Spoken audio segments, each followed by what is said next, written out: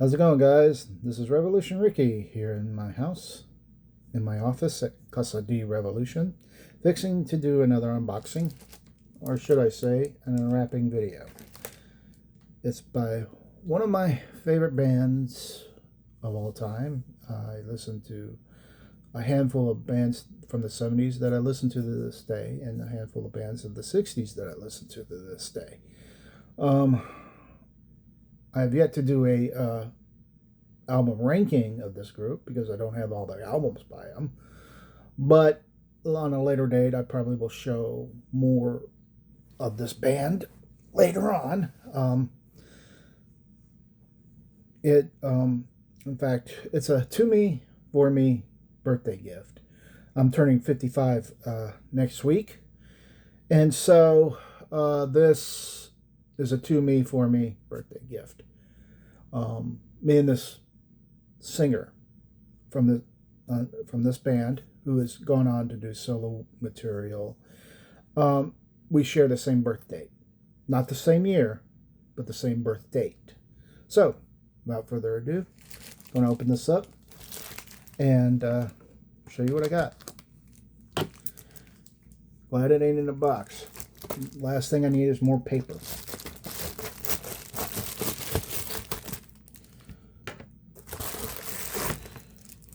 Here it is.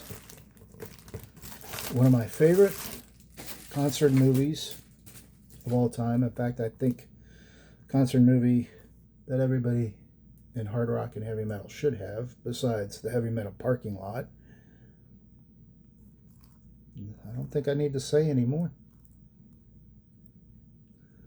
Led Zeppelin. The song remains the same. I actually had this here on DVD, regular DVD 2-disc, but the first disc is scratched up and won't play through its entirety. So I had wanted to get this one on Blu-ray because I've been trying to convert all my regular DVDs to Blu-ray. And, you know, with the streaming services, you know, they're playing movies now. But I've always been a big fan of Led Zeppelin. Like I said, I bought my first Led Zeppelin cassette, which I still got. It's in one of the boxes back here. I was hunting it up. I was actually not hunting it up, but I found it in a box, the cassette holder. The other day, I was I was looking for my Led Zeppelin 2 vinyl record, and I was looking for my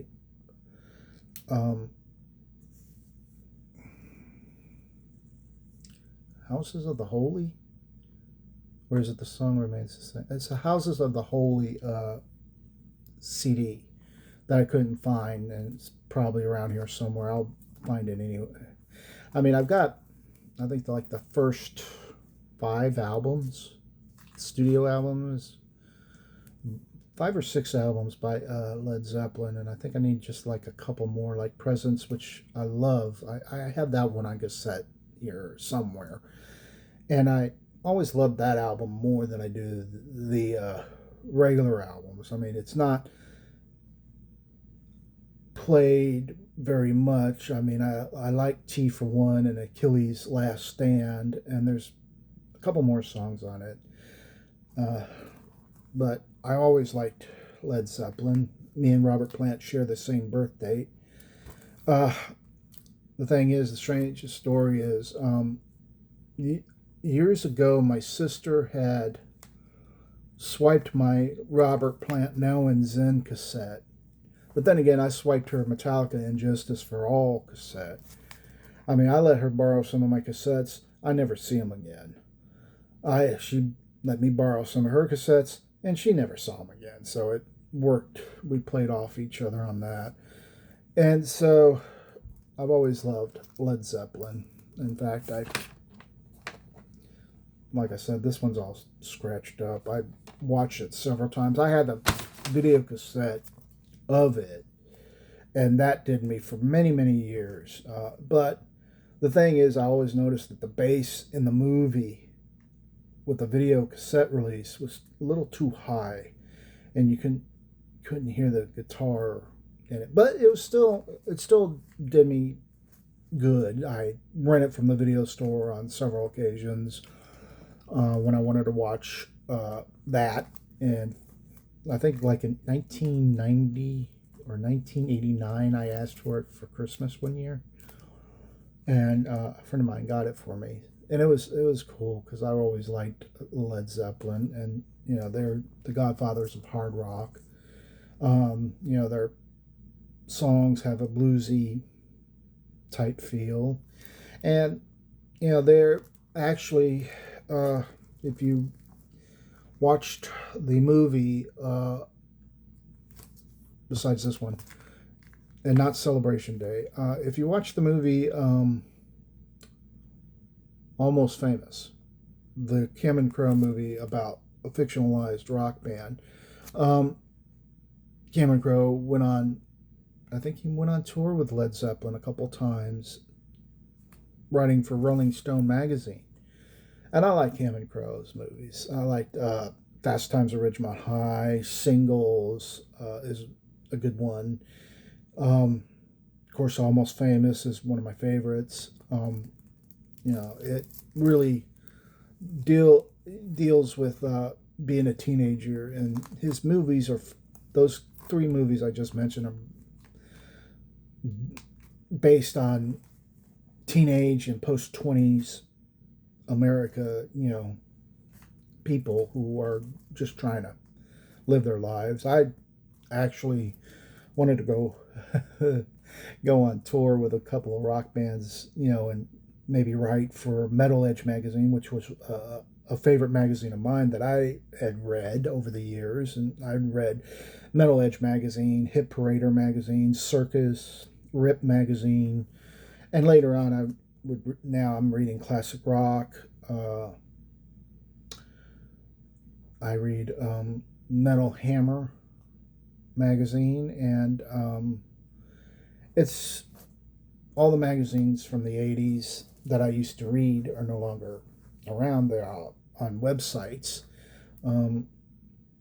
I just would love to have picked his brain and see what he wrote about Led Zeppelin back in the day. Of course, I'd listen to all sorts of bands from the 70s because my aunt had all these records, and they were more disco records, like the Guess, not the Guess Who, because of course she loved the Guess Who, and she would listen to Journey and stuff like that.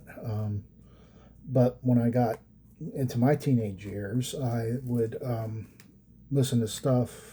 There was post, 1982, after Michael Jackson released Thriller, and I was listening to a lot of soft rock, and then I boomed right into 1986, and I start listening to Motley Crue, Kiss, which I've always been a Kiss fan.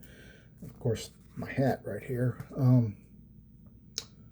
Metallica. Metallica is a good group. I love them. But I always have to go back to the beginnings. And one of the beginnings was Led Zeppelin, because they had just, they were broke up about 6 years, 6 or 7 years, when I bought that cassette back in the 80s. And I had really loved listening to Stairway to Heaven, of course. But my favorite album have grown over the years. I had loved, oh boy, what was